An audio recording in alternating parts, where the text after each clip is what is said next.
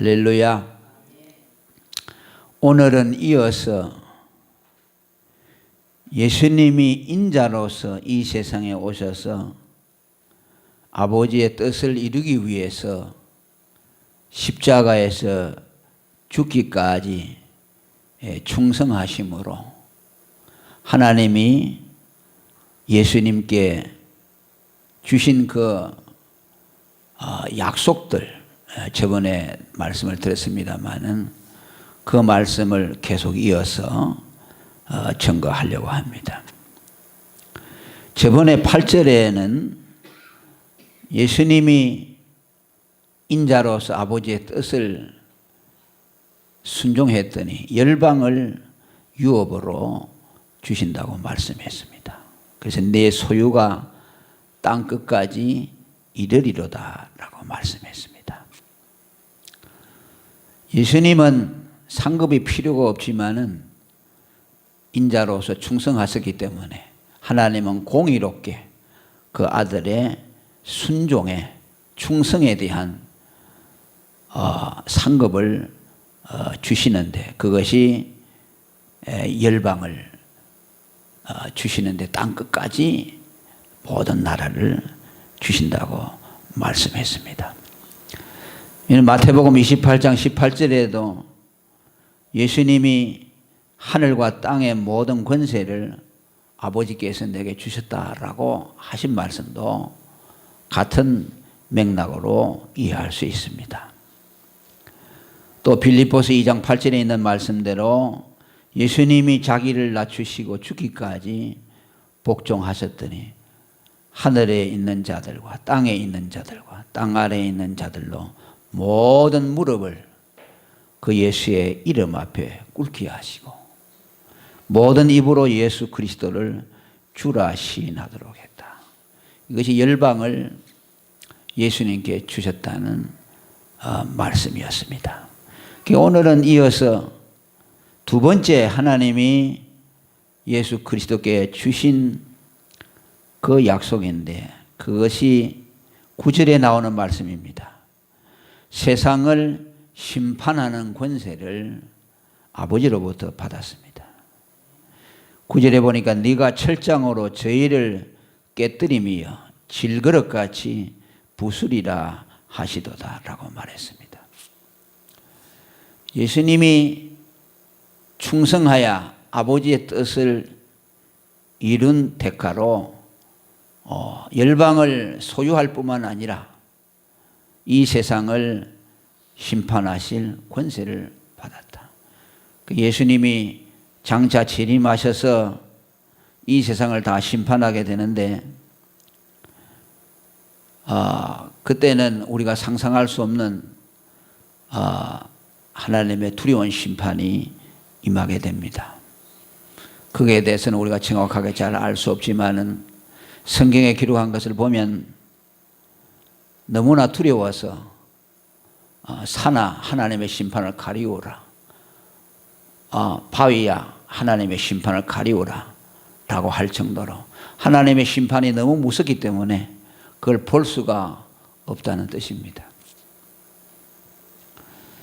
요한복음 5장 27절에도 하나님은 예수 그리스도의 인자됨을 인하여 심판하는 권세를 아들에게 주셨다고 말씀합니다. 그래서 이 마지막 심판은 하나님이 하시는 것이 아니고 예수님이 하세요.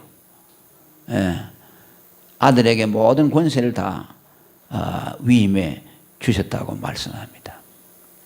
그래서 종말에 대한 심판도 있고 또 여기 심판에는 예수님이 이 세상에 오신 그때부터 이미 심판이 시작되었습니다. 예수님이 세상에 오셔서 회개하라 천국이 가까웠다고 말씀했습니다. 그때부터 말세가 시작됐거든요. 말세라는 것은 뭡니까? 심판하는 때라는 뜻입니다. 그러니까 말세 지말이 있고 말세의 시작이 있죠. 예수님이 2000년 전에 이 세상에 오셨을 때도 이미 종말이었습니다. 그때부터 회개하라, 회개하지 아니하면 심판이 임한다고 주님이 말씀하셨습니다.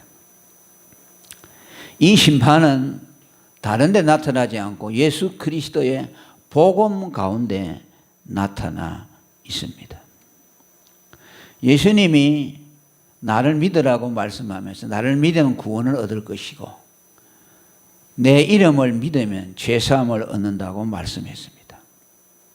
거기에는 하나님의 구원이 약속되어 있지만 동시에 복음에는 하나님의 심판도 약속이 되어 있습니다. 나를 믿는 자는 구원을 얻었지만 믿지 아니하는 자는 벌써 심판이 임했다고 요한복음 3장 18절에 말씀합니다. 그러니까 예수님은 이 세상에 구원하러 오셨습니다. 예수님이 그랬죠. 내가 온 것은 세상을 심판하러 온 것이 아니고 세상을 구원하러 왔다고 했는데 그 예수님이 십자가에 죽으시고 복음을 이루시고 그 복음을 믿는 자들에게는 구원을 준다고 했지만 믿지 않는 자들에게는 반드시 거기에 대한 심판이 따른다고 말씀했어요. 그러니까 예수님의 말씀에는 구원과 심판이 함께 있습니다. 아멘. 믿는 자는 구원을 받지만 믿지 아니하는 자는 심판을 받는다고 말씀했습니다. 그러니까 오늘 우리가 나가서 복음을 전할 때 우리는 두 가지 사명을 합니다. 뭐인가 하니까 구원하는 사명도 하고 심판하는 사명도 합니다. 어떤 사람에게 예수 믿고 구원받으세요 라고 하지 않습니까? 그럼 그 사람이 그것을 받아들이면 구원을 받는 것이고 그것을 받아들이지 아니하면 그 말씀에 의해서 그 사람은 심판을 받아요. 이제 그 사람은 분명한 복음을 들었기 때문에 핑계할 수가 없어요. 분명히 구원의 길과 멸망의 길을 일러주었잖아요. 그걸 일러주었는데도 그것을 받아들이지 않았기 때문에 그 사람은 만일 회개하지 않는다면 그 말이 그 사람을 심판하게 돼요. 예수님이 그랬잖아요. 내가 심판하는 것이 아니라 내가 한 그 말이 마지막 날에 너희를 심판하리라. 내가 그때 분명히 너희에게 예수 믿으라고 했지 않느냐. 나를 믿으면 구원 얻는다고 했지 않느냐. 근데 너희가 안 믿었다 그 말이야. 그러니까 너는 그때 이미 심판을 받은 것이고 그때 너희가 들은 그 복음이 그 말씀이 너를 심판하게 될 것이다. 그게 복음을 듣는다는 것은요 굉장한 책임이 따르는 거죠. 예? 복음을 듣는다는 것은 좋은 일이기도 하지만 그 복음을 들어서 좋은 것은 뭐냐? 복음을 받아들이는 사람은 그에게 복이 되는 것이고 만일 받아들이지 아니하는 사람에게는 그 복음이 나중에 그를 심판하게 될 것입니다. 그리고 예수님이 죽으심으로 말미암아 우리에게 주어지는 은혜를 오늘 말씀합니다. 예수님은 그 원수들에게 의해서 예수 그리스도가 십자가에서 죽으면은 자기들이 하나님에게서 노연할 것이라고 생각했어요. 저번에도 충분히 말씀을 드렸습니다. 예수님을 죽인 것은 단지 예수님을 죽인 것이 아니라 그 예수님 안에 계신 하나님 그로부터 자신들이 떠나려고 하나님의 그 결박과 사슬에서 벗어나기 위해서 예수님을 죽였다고 말씀을 드렸죠. 그 맨 것을 끊고 그 결박을 풀어버리자라고 그랬죠. 예수님을 죽이면서 그런 심정을 가지고 죽였다는 거 말이에요. 그게 무슨 말입니까? 하나님에게서 벗어나고 싶다는 것이죠. 그런데 그것이 어떻게 됐습니까? 결과는 헛되게 됐다 그랬죠. 오히려 예수님이 죽으심으로 하나님께로 가는 길을 열어놨죠. 십자가를 통해서 바로 하나님께 갈 수 있는 길을 만들어놨어요. 예수님이 죽지 않았다면 성전이 있어야 되고 제물을 드려야 되고 제사장이 있어야 돼요. 하나님께 직접 못 나가잖아요. 오직 제사장을 통해서만 나가고 그러니까 그런데 예수님이 십자가에서 딱 죽고 나니까 예수님이 십자가에서 운명할 때 성전의 휘장이 위로부터 아래로 쭉 찢어졌습니다. 그리고 이제 성전의 휘장이 없어졌기 때문에 누구든지 지성소로 들어갈 수 있어요. 하나님에 계신 가장 은밀한 깊은 곳, 지성소라는 말은 하나님이 계신 곳이에요. 그곳에 예수의 피로서 누구든지 들어갈 수가 있어요. 그러니까 예수님이 죽으심으로 우리로 하여금 하나님께로 갈 수 있는 새롭고 산 길을 열어주셨고, 그러니까 예수님만 복을 받은 것이 아니라 우리들도 복을 받았다는 것이요. 예수님이 죽으심으로. 우리가 얼마나 가까워졌습니까? 이제는 하나님이 내 안에 들어와서 나를 성전 삼고 계실 정도로 가까워졌어요. 하나님에게서 떠나려고 예수님을 죽였는데 그 예수님 때문에 하나님이 우리 안으로 들어와 버렸어요. 아멘. 이제 뭐 내가 나가는 것이 아니라 내가 하나님의 성전이 되어서 하나님이 내 안에 들어왔으니까 그들의 도모가 다 헛되게 되어버렸고 그들이 생각하는 것과는 전혀 다른 방법으로 흘러가 버렸습니다. 그러면서 뭐라고 그럽니까? 10절에 보니까 그런즉 군왕들아 너희는 지혜를 얻으며 세상의 관원들아 교훈을 받을지어다 라고 말합니다. 너희들이 예수를 죽임으로 하나님으로부터 떠나려고 했지만 오히려 하나님께 더 가까이 가는 길을 열어놓았으니 이제 너희가 그런 헛된 일을 이제는 꿈꾸지 말라는 겁니다. 이 이루어진 일들을 보고 거기서 지혜를 얻고 교훈을 받아서 인간의 본문이 하나님을 섬기는 데 있으니까 하나님을 떠나고 그분에게서 그분의 결박을 사슬을 끊어버리고 네가 독립자존자로 네가 하나님으로 살려고 하는 어리석은 생각을 버리라는 말씀이에요. 이제 하나님께로 돌아가서 정말 그분만을 섬기라는 말씀이에요.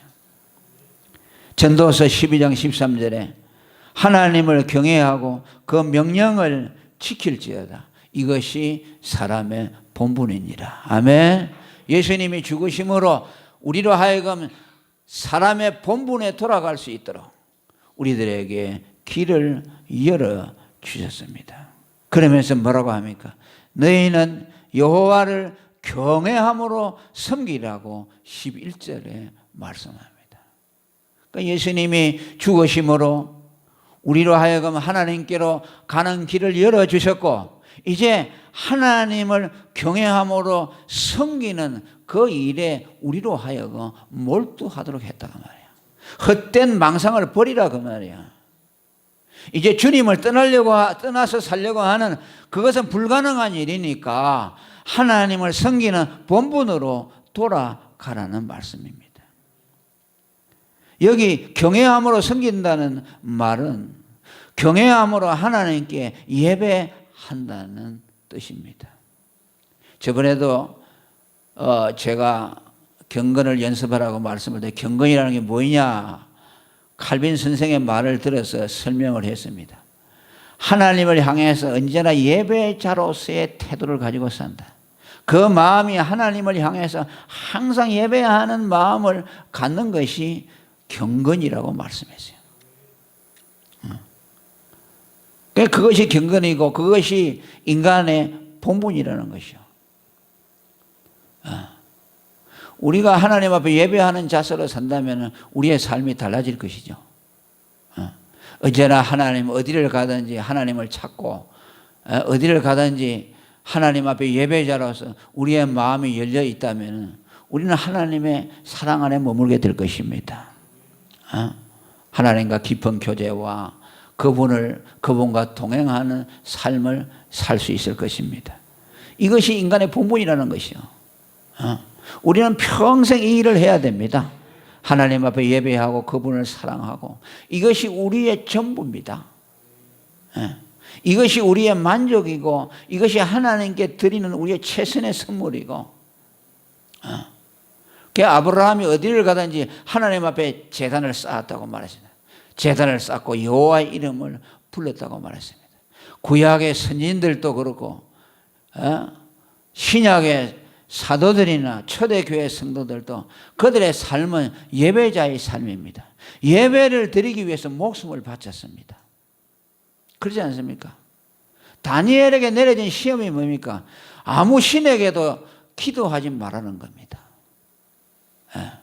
그게 뭐냐? 마귀라는 놈은 성도가 하나님을 찾고 그분 앞에 부르짖고 기도하고 예배하고 하는 이 영적인 일들을 못하도록 하는 것이 마귀의 일입니다.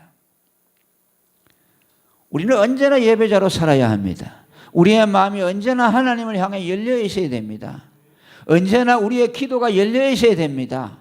우리의 마음이 하나님을 향하여 있어야 됩니다. 하나님을 향하여 우리의 사랑이 몰입되어 있어야 합니다.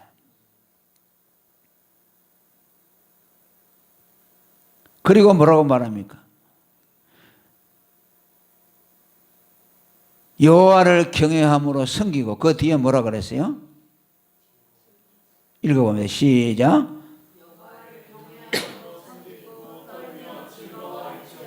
떨며 즐거워할지어다라고 말합니다. 자, 이 말씀은요, 두 가지 감정이 서로 공존하는데 서로 함께 공존할 수 없죠. 떨며라는 말과 즐거워한다는 말은 상반되는 개념입니다. 안 그렇습니까? 즐거워하면 즐거워하는데 또 떠는 것은 뭐냐? 떠는 사람에게 즐거움이 있느냐 그 말이에요. 이런 이런 말씀은 아마 성경 외에는 찾아볼 수 없을 겁니다. 두려움이 있는 사람에게 즐거움이 있을 수 없잖아요. 즐거움이 있는 사람에게 두려움이 있을 수가 없습니다. 그런데 이 두 가지를 다 하라고 말씀합니다. 무엇을 말씀할까요? 오늘 우리가 하나님을 경외함으로 섬기는 자들에게 오는 영적인 즐거움을 말씀합니다.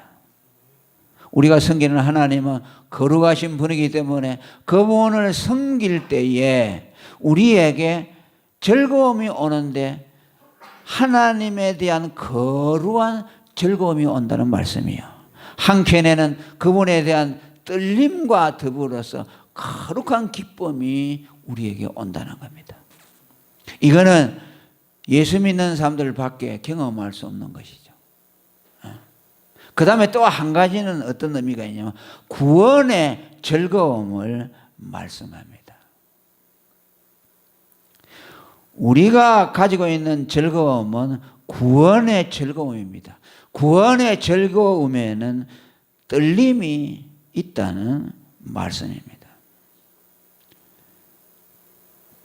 애굽에서 유월절 그 밤에 이스라엘 백성들이 어린 양의 피로서 구원을 받았을 때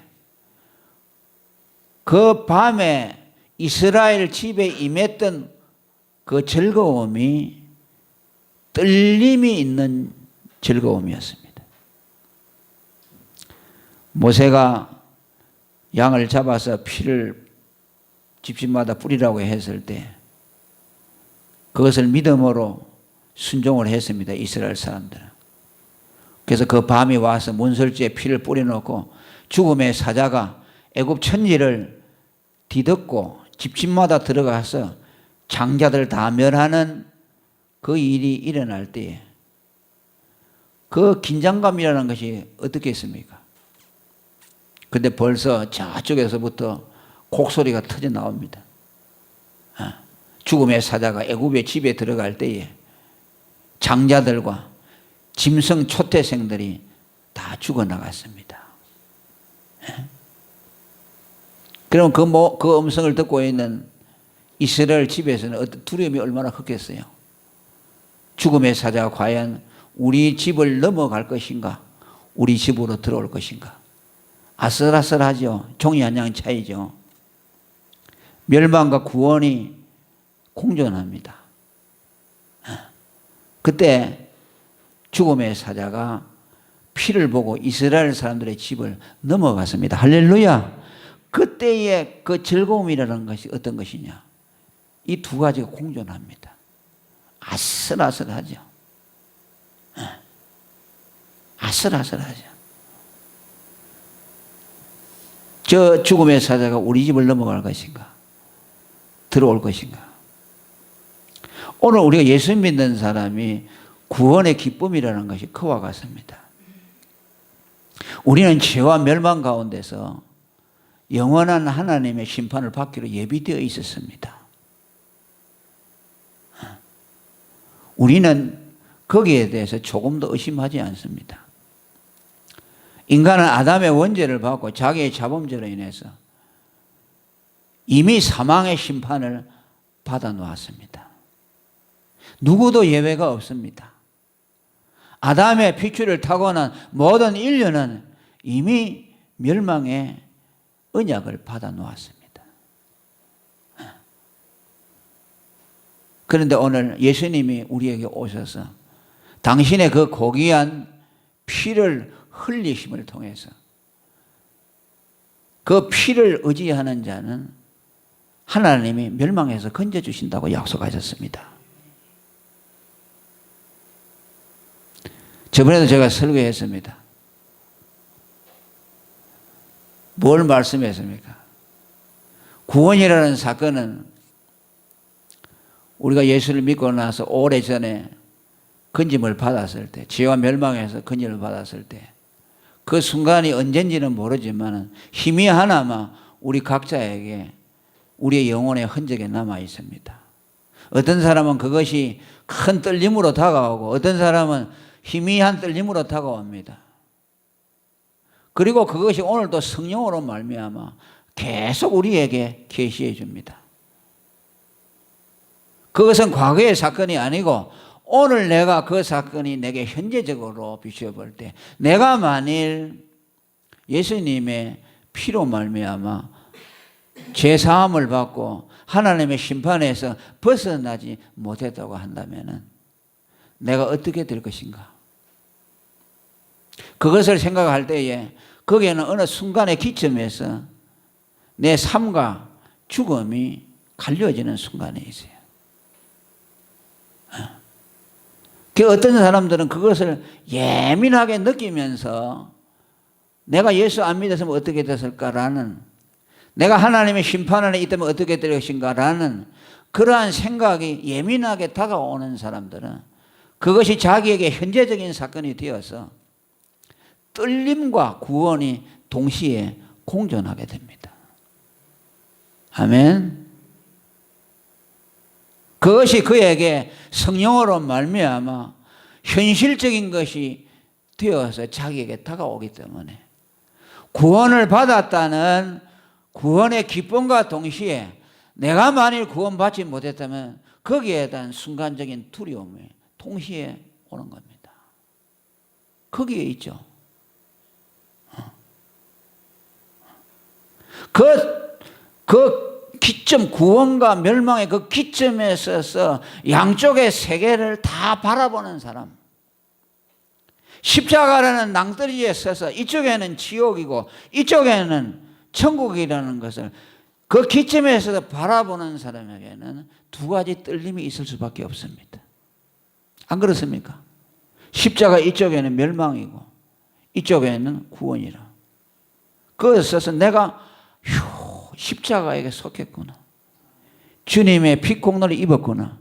이거 아니었으면 바로 지옥의 낭떠러지에 떨어질 텐데 내가 지금 여기에 서 있구나. 랄 때 거기에는 구원받았다는 안도감과 구원의 기쁨과 즐거움이 있는 동시에 이쪽으로 바라볼 때는 지옥이라는 게 있다고 말이야. 아슬아슬한 순간에 내가 저렇게 갈 뻔했구나 라는 생각이 될 때 거기에는 두려움이 생겨나는 거죠. 그러니까 구원의 즐거움에는 두 가지 감정이 교차할 수밖에 없어요. 그러니까 이스라엘 백성들이 하나님이 그들에게 뭐라 하죠? 너희가 유월절 거기에서 해방받은 것을 기억하라. 그걸 자꾸 되새기는 겁니다. 구원, 그래 너희는 과거의 사건으로 흘러가지. 그러니까 너희가 지금 감사도 없고 그저 구원받은 것이 당연하게 생각하지만 유월절 어린 양의 피로서 구원받던 그 날로 돌아가라. 얼마나 아슬아슬했느냐. 죽음의 사자가 천지를 진동하는 그 순간에 그때에 죽음의 사자가 너희 집을 넘어갔을 그 순간에 아슬아슬하게 구원을 받았던 그 순간, 그걸 생각하라. 그래서 절기를 정해놓고 해마다 유월절을 지키라고 했어요. 왜? 그 감격을, 그 죽음과 생명 사이에 있던 그 기점에서 너희가 경험했던 그 감격, 그 아슬아슬한 순간, 이것을 잊지 말라는 것이요. 아마 우리가 이것을 생각하고 늘 있다면 우리의 삶이 달라질 것입니다. 아이고, 내가 어떻게 이렇게 살았는고. 야, 아슬아슬했구나. 예수님이 아니었으면 아슬아슬했구나. 예수님의 십자가, 그분의 손에 내가 붙들려서 이렇게 옮겨졌구나. 여러분, 나사로와 부자가 음부와 나그네 갔지 않습니까? 거기에는 큰 구렁이 있어가지고 서로 오갈 수 없다 그랬죠. 그 볼 거 아닙니까? 아마 우리가 여러분 천국과 지옥을 다 볼 수 있다면 우리는 아마 그 감격이 새롭겠죠. 부자와 나사로는 거기에 들어가서 그걸 보았어요. 그 뭐라 그랬어요? 나사로, 부자가 아브라함이니까, 아브라함이여, 손에다가 물 한 방울만요, 나사로 손에다가 물 한 방울 찍어가지고 내 입에 넣어주세요. 그러잖아요. 얼마나 목이 타면 그렇겠어요. 그러니까 그 부자는 자기 분수를 모르는 거예요. 지금도 그거 지금 세상에 있는 줄 아니까. 그러니까 지옥에 가서도 사람이 전혀 깨우치지 않아요. 세상에 있던 어리석음이 그대로 있다는 거예요. 여전히 하나님과 단절되어 있고 영적인 지식이 전혀 무지한 것이요. 그게 나사로를 보면 부러워해야 되잖아요. 아브라함 품에 있으니까. 그런데 여전히 자기 집 대문 앞에서 부스러기 쥐어 먹고 있는 거지로 생각하는 것이요. 그러니까 그 거지 나한테 보내가지고 물 한쪽 이렇게 찍어 달라는 것이요. 그게 아브라함이 뭐랍니까? 그 둘 사이는 큰 구렁이에 있어서 오고 갈 수가 없다고 그랬어요. 아슬아슬하죠. 천국과 지옥은 그렇게 갈라지는 것이요. 아멘. 그 전에 어떤 분이 그런 얘기를 하더라고요. 그래서 거룩한 구원의 즐거움이 그냥 말할 수 없는 즐거움이라고 베드로전서 1장 8절에 말했죠. 구원의 즐거움이라고 했죠. 그 구원의 즐거움은 그런 즐거움이다. 떨림이 있는. 내가 어떻게 해서 이렇게 근심을 받나. 그게 두려움이 없을 수가 없죠. 이것이 오늘 우리 예수 믿는 사람이 예수님의 인자로서의 충성을 통해서 우리에게 주어진 하나님의 은혜라는 것을 우리에게 말씀합니다. 그래서 예수님은 죽으심으로 열방을 유업으로 얻고 세상을 심판하는 권세를 얻었고 우리에게는 새롭고 상기를 열어주어서 하나님께로 돌아가서 인간의 본분인 하나님을 섬길 수 있도록 우리를 만들어 주셨고 또 우리에게는 하나님을 섬기면서 우리에게 주어지는 그 구원의 놀라운 기쁨, 그래서 오늘 우리에게 주심으로 우리로 하여금 살아계신 하나님께 소망을 두게 하시고 내가 멸망해서 건진받은 그 구원을 언제나 잊어버리지 말고 우리 가운데 그 떨림이 있는 구원의 기쁨, 그 감격이 저와 여러분 속에 계속해서 충만하시기를 예수 이름으로 축원합니다. 통성으로 기도하겠습니다.